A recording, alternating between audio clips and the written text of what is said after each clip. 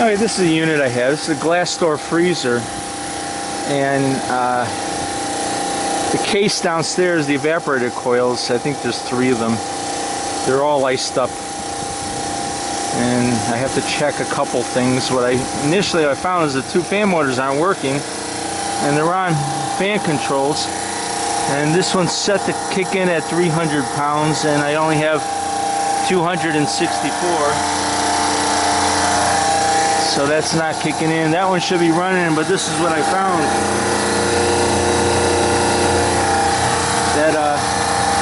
That blade busted. The blade busted. The bottom blade is missing down here.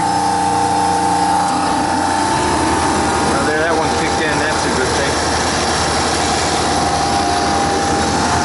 But I'm afraid this motor is cooked. I gotta get that out. This is Hussman. The problem with this is it's really difficult to change the motor down here. You don't have a lot of clearance.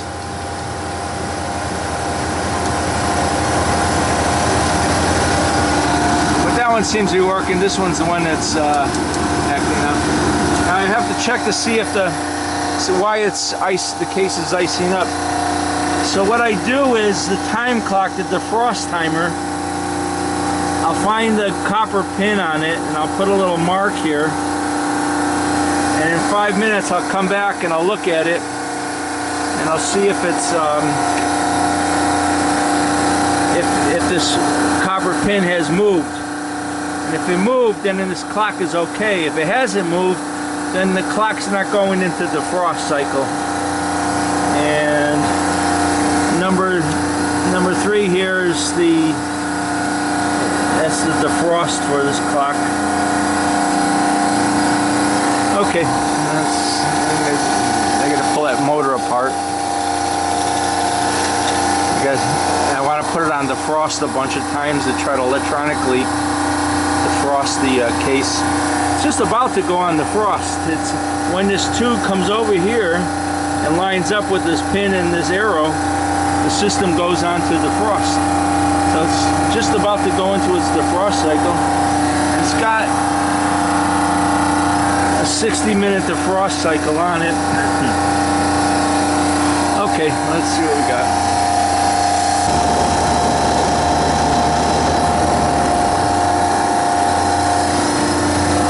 Okay, 5 minutes is gone, and it's moved from, the copper arrow's moved from here to here, so the clock's turning. Now, this is the compressor contactor, and this is the defrost contactor for the defrost heaters in the case. And what I'm going to do is turn it on defrost now and see if this contactor pulls in. If it doesn't, then it's a bad contactor. And I'll see how many amps the system draws right now. If it draws amps, it's an indication that the heaters are working. So let's turn, this copper arrow comes around.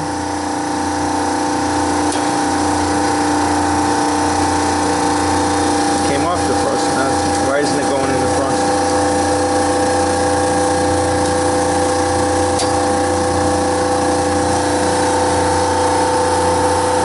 Should be pumping down now. We have a solenoid right here. That's the pump down solenoid. And the system should be pumping down. The pump down solenoid should be shutting off right now. And all the refrigerant from here going all the way downstairs and through the evaporator coils and coming back up here into the receiver tank. And we just have to wait for this to it's probably set at about 0.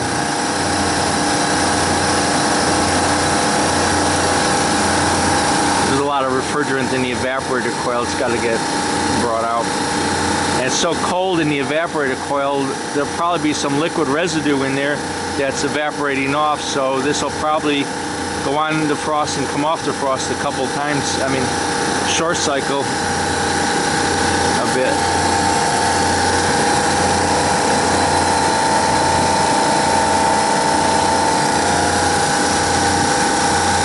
Hit 0.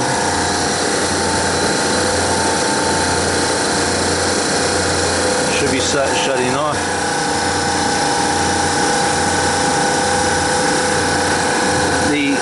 These controls have springs in them and bellows in them. Okay, it shut off. Now, if you watch this, it'll probably go up. Okay, I'm drawing 27 amps. And that's good, healthy electric defrost. The heaters are working in the case.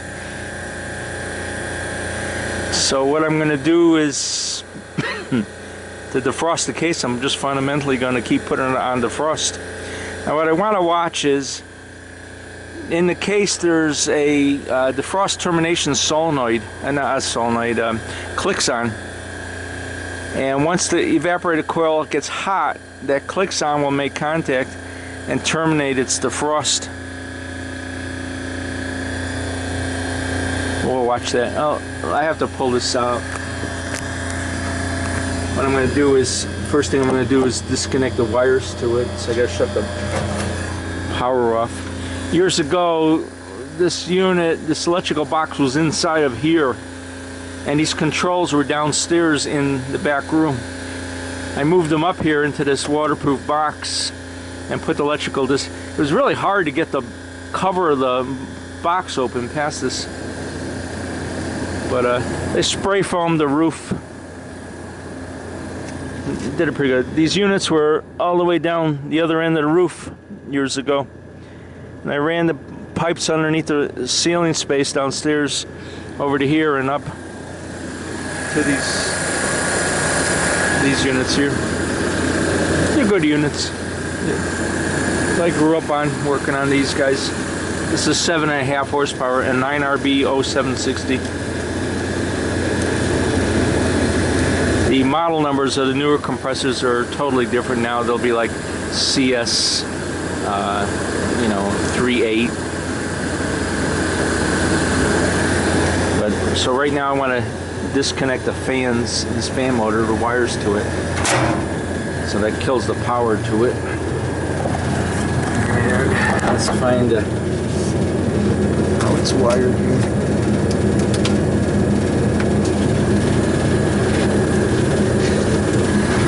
Okay, my lovely wiring here. Let's see where. Okay, this fan here is this wire and this wire. So let's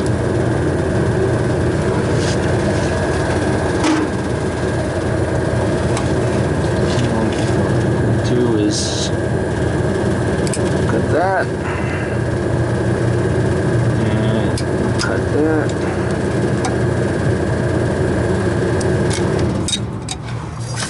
And I gotta take that out.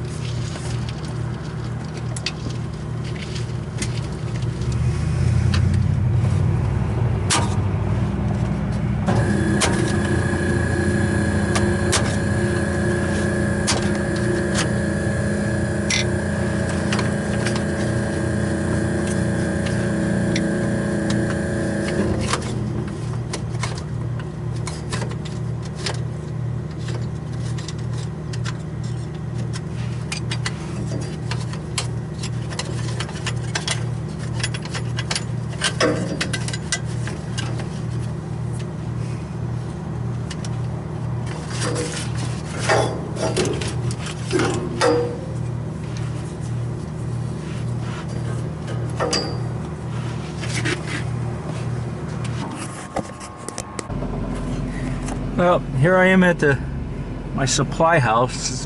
It's a good old supply house, been here a long time.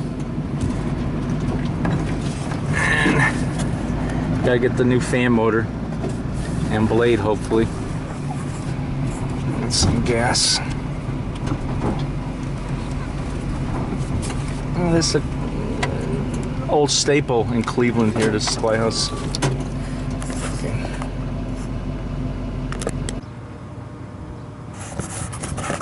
Okay, I got the old motor.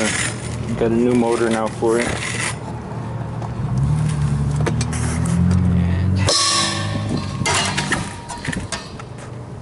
Put it together. Got a new capacitor for it.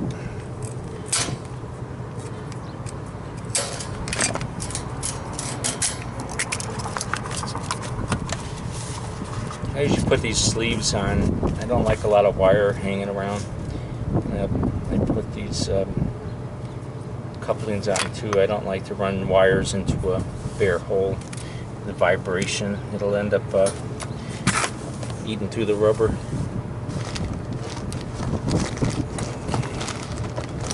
Let's see. It's probably, look at that. It's the only time you use this 11/32 is on these.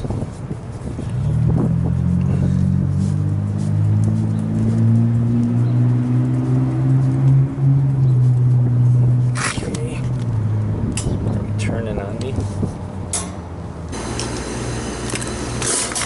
Yep, there's the bad boy.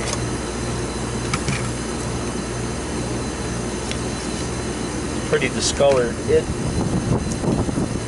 can see it overheated quite a bit. Now, I might be able to oil it and get it going. It'll last a week and then I'll be back doing it again, so it's just better for the long haul. New motor in there.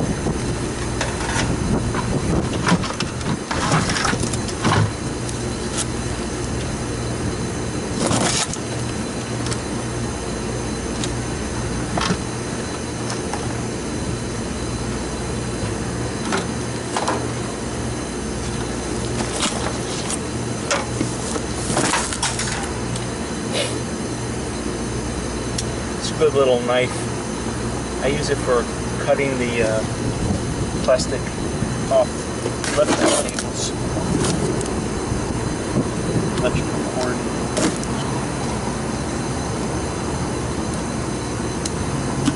I got that at Granger supply. Okay, here's the hub.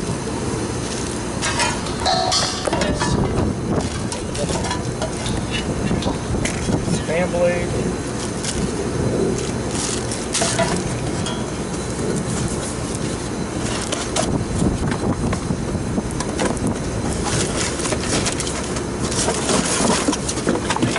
US motors. Read this first.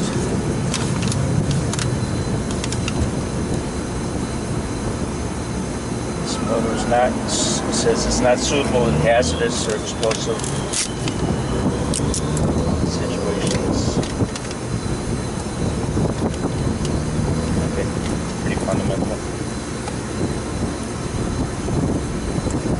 Lovely. Got to turn the bolts around on it.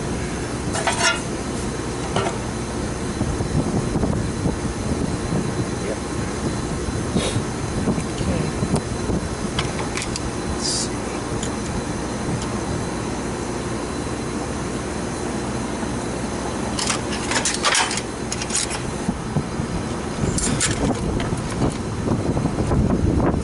This motor is 1075 RPM.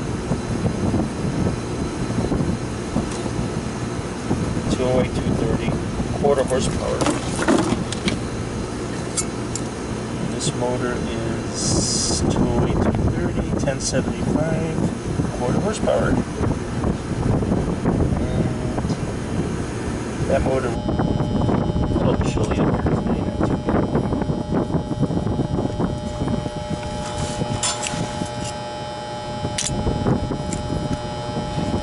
There's an article in the that this was the warmest winter the world's seen on record. Can't prove it by me. Seems like the coldest one. All the cold came to Ohio.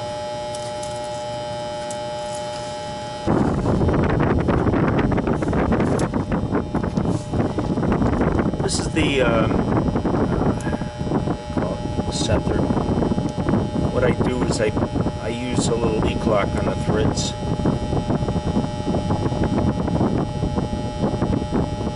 I just don't want the screws to come out. The screws have a little Loctite on it, just a little extra. It's good to line up the Allens so that you have a nice space to get at them.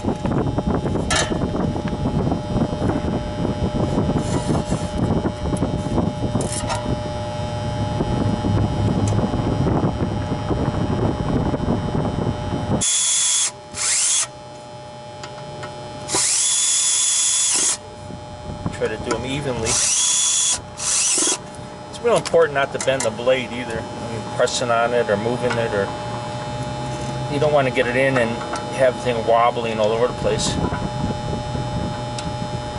The blade that was in here cracked. It just developed a crack. That happens. Compressor vibration, whatever. Now you have your Allen bolts. They fit right in.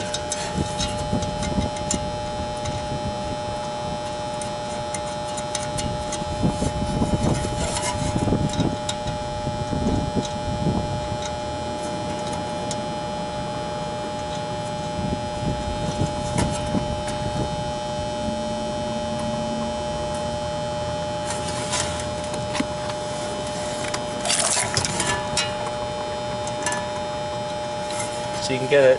You can get the screw in the Allen wrench into the screw very easily like this. It's terrible when you line it up and you're hitting the blade or you can't get at it. I usually bring it in until I see it poke its head through the, and then I'll put it on the shaft. It's the shaft on the motor is a 1/2 inch, and this is a 1/2 inch hub. It says right on there, allow 1/2 inch.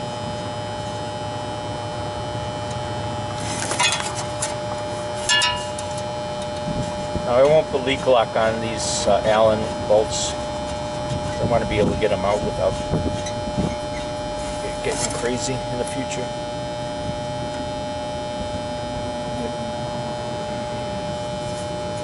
Okay.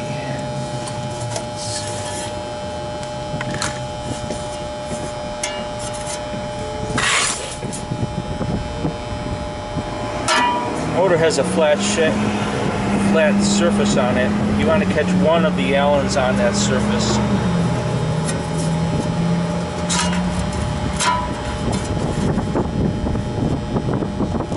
And this is the typical type of blade that throws the air out sideways and not this way. So I try to keep it as close as I can and get away with it without hitting.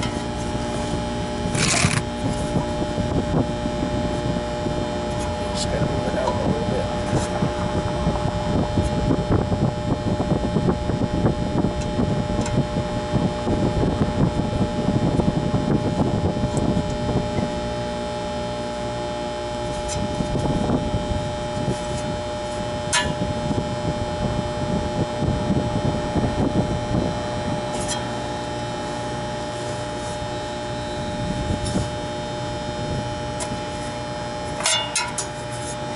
You want to dig into the steel with this.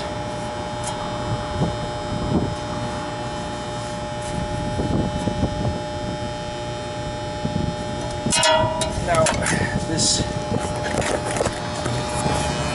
this motor is going to pull air through the condenser, and you're going to get rain coming in. So this particular motor is sealed on this side, whereas on the back on this one's sealed too, but it's a sealed motor. Okay, now we're gonna try to get it in place.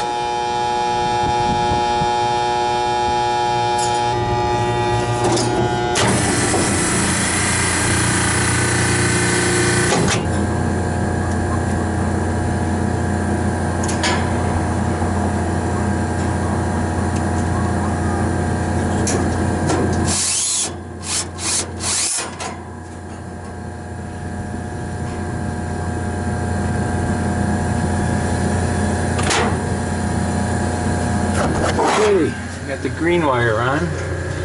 Got her mounted, and let's give her a spin, make sure she's not hitting. Sounds good, looks good. Now you gotta put the wire on.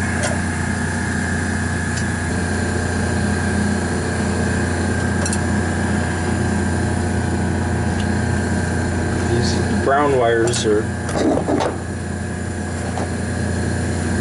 2 brown wires. They're for the capacitor.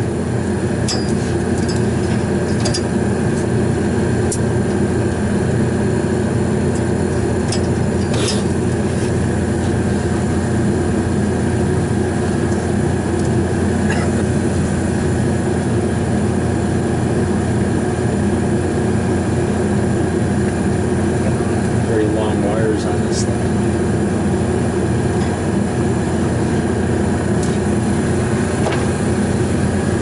And they make a rubber boot that goes over this, and I didn't get one, so electrical tape will suffice, okay.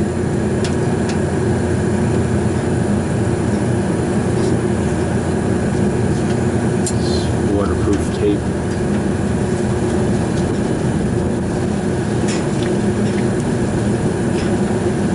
To secure this down, you don't want it hanging or laying around. Or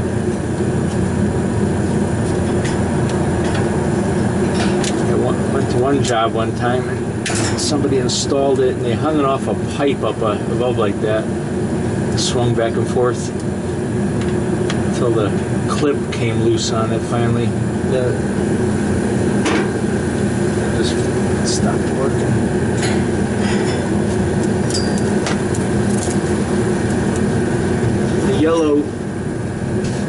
The yellow and orange leads are for rotation. So right now, what I do is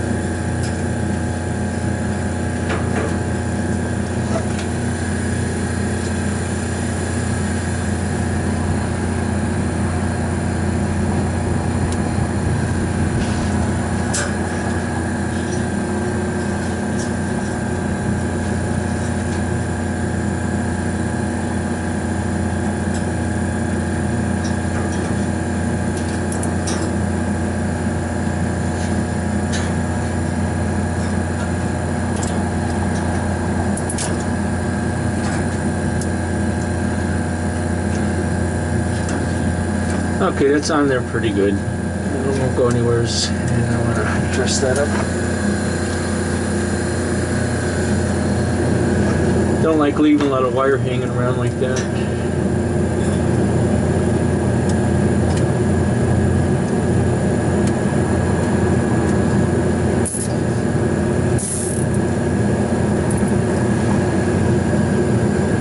Okay, now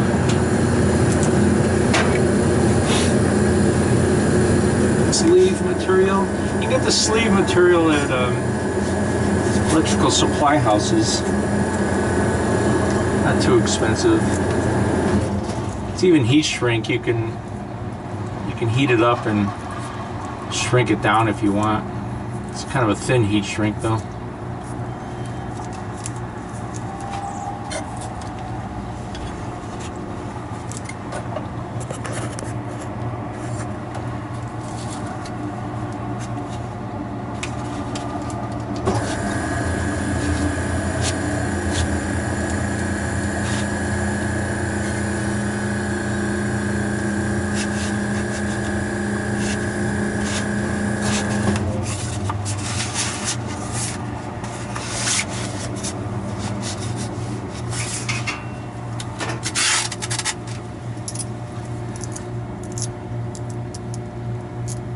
It's a BX connector.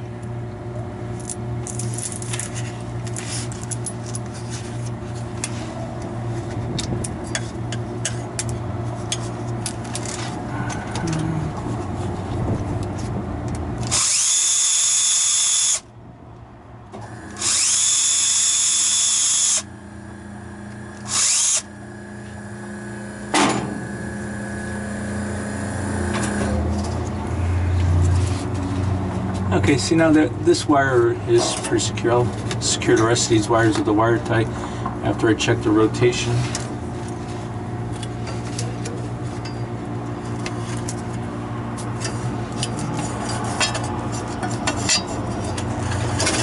With all the ice on the evaporator coil downstairs, we're not getting much heat. It's retarding the heat transfer from the air into the through the aluminum fins into the copper tubing into the refrigerant. So our suction pressure is low and the head pressure is low because of it. And because of it, that's why that one fan was cycling on and off. The head pressure wasn't very high. Maybe a little bit low on refrigerant too. But with the ice on the coil, you don't want to put gas in the system because you'll overcharge it very easily. And then you burn the compressor out.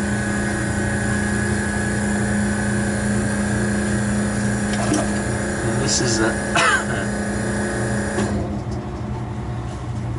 pretty big compressor. I changed it in 2000. The World Trade Center was still up. It was a cold day. I got a crane. Sam and I were up here on the roof all day that day.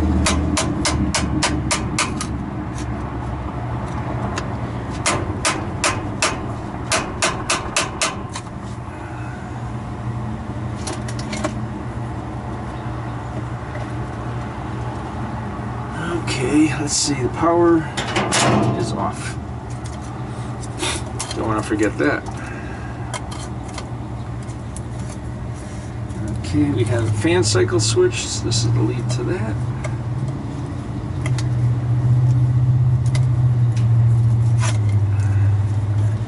Probably shorten these wires.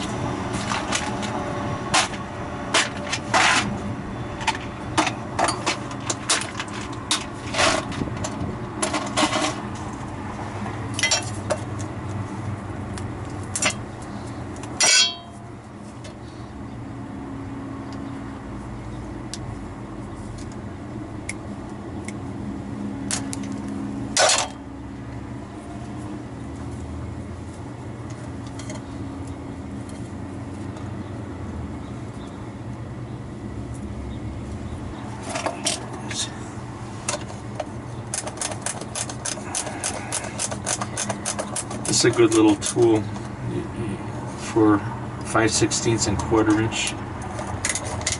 Sometimes you can't get at the fitting. Okay, that's good, that's good. And now let's check our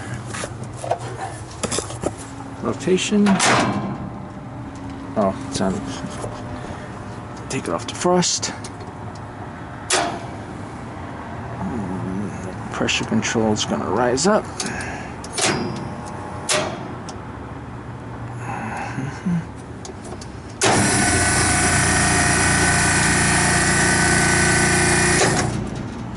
Okay, now the pressure in the system is coming back. Let's check to see if this may have gone bad. Pressure control.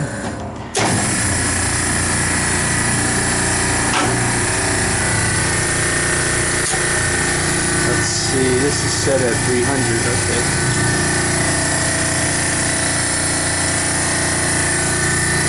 Let's turn this down. Let's see what that pressure is only 97 pounds. Because the liquid refrigerant's going through the system and coming back.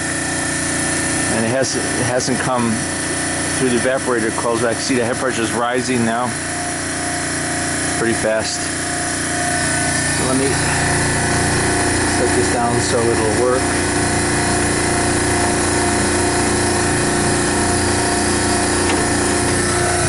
This is the cut-in, and this is the differential here. I got it at a minimum differential. And let's see where we're at. We're at 130, 138, and we're over a little, we're over 200 here.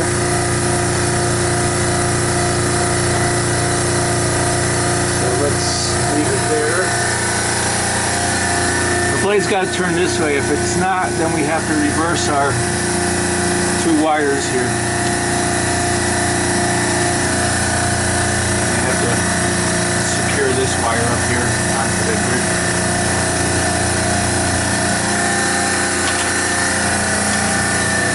Okay, they're at 165.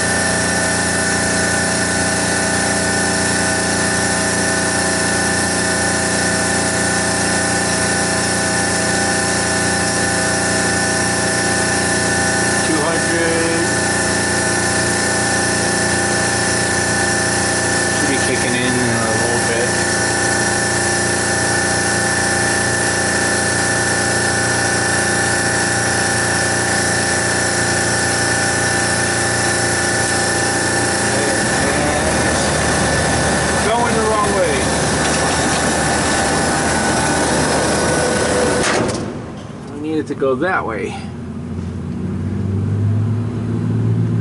and that's easy enough.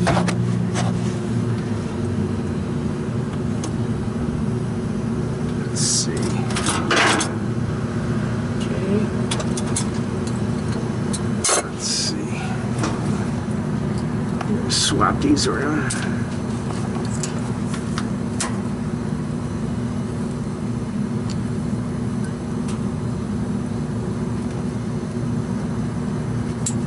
Okay.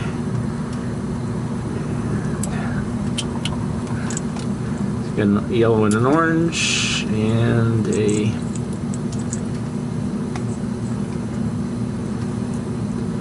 yellow and an orange. Check our rotation. It should go that way. Got to build up the head pressure again, so I can just trip it on if I'm careful.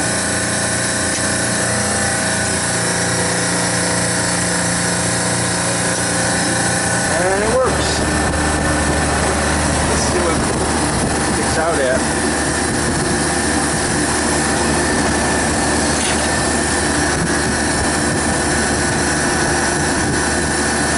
It's getting rained on here. At 190, 193.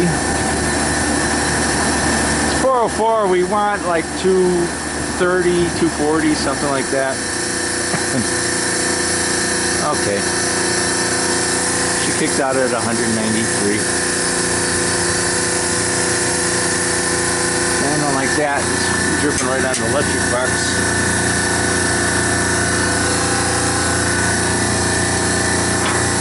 Who installed that like that?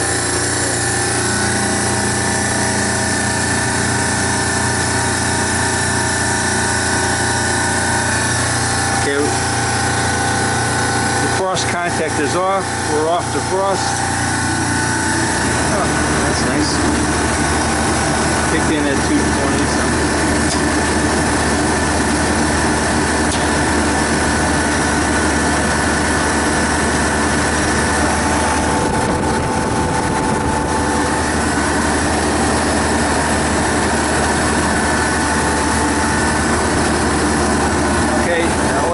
was I increased the defrost time up to over 100 minutes, so it would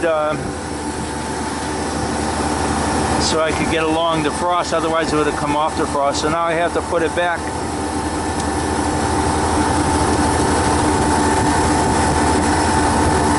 And I've got it. I'm gonna leave it at 70 minutes, 70, 80 minutes.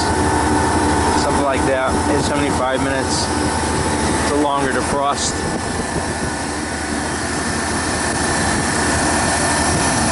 I'll go downstairs and see if it's got the ice off the coil.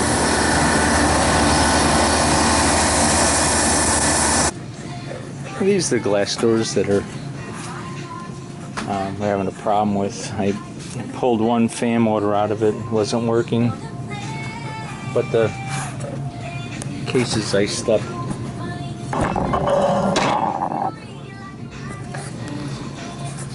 Case is iced up. I checked the heating element in this particular case and it's not working, so I have to replace the heating element. The evaporator coil is right down there underneath that, and it travels the length of this case, so I have to get another one for this, so that'll be tomorrow. Okay, that's good for today. I got this on defrost. I'm running a couple long defrosts on it, so I want to get all the ice out of it. One of the 3 evaporators, the heating element's bad in it, so I have to get a heating element for that. I literally have to take the lift evaporator up and get the heating element underneath it. But we're on defrost. I just have to put the cover on. We got the new motor in. Everything's secure. It's working good. And that's it for today, guys. Later.